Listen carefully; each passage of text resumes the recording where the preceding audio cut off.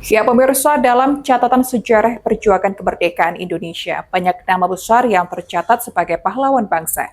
Namun di antara barisan pejuang itu ada tokoh yang namanya jarang terdengar, tetapi jasanya begitu berarti. Dia adalah Karuwandi, atau yang dikenal dengan nama Tionghoanya Kue Joakwang.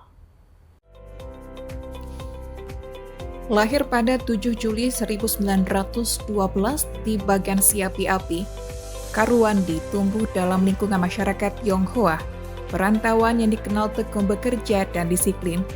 Sebelum masa revolusi kemerdekaan, ia berprofesi sebagai guru di sekolah Tionghoa, mengabdikan diri untuk dunia pendidikan. Namun, semangat nasionalisme yang membara di seluruh penjuru tanah air setelah proklamasi 1945 menggugah hatinya untuk ikut serta mempertahankan kemerdekaan yang baru diraih. Ketika pasukan Belanda kembali menyerang dan menebar ancaman di berbagai daerah, Karuwandi memilih meninggalkan kehidupan aman sebagai guru dan bergabung dengan Laskar Rakyat di wilayah Jambi.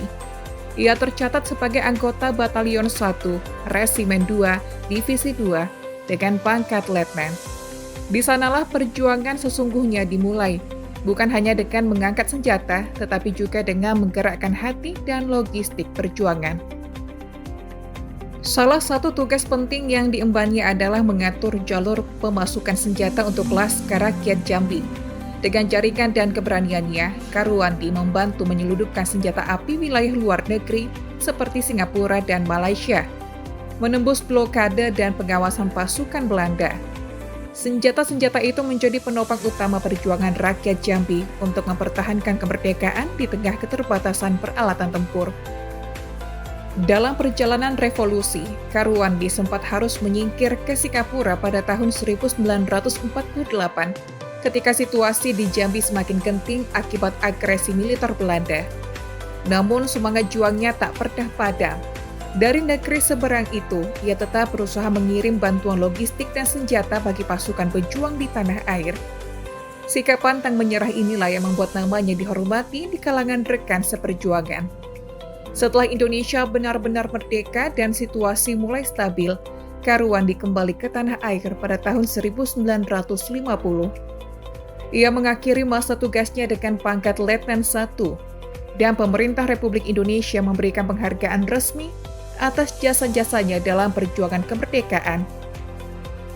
Ia kemudian melanjutkan kehidupannya sebagai warga sipil yang sederhana, namun tetap menjunjung tinggi nilai nasionalisme hingga akhir hayatnya.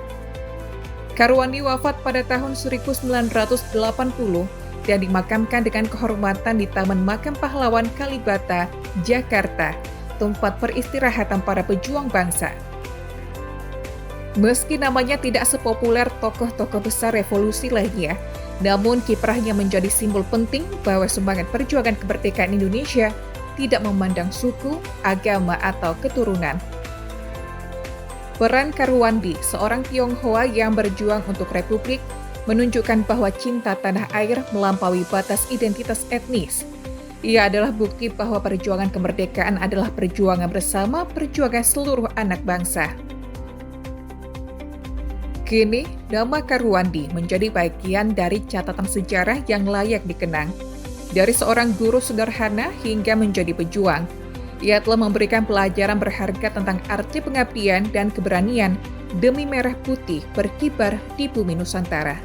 Sarli Aprianti, JEK TV, melaporkan.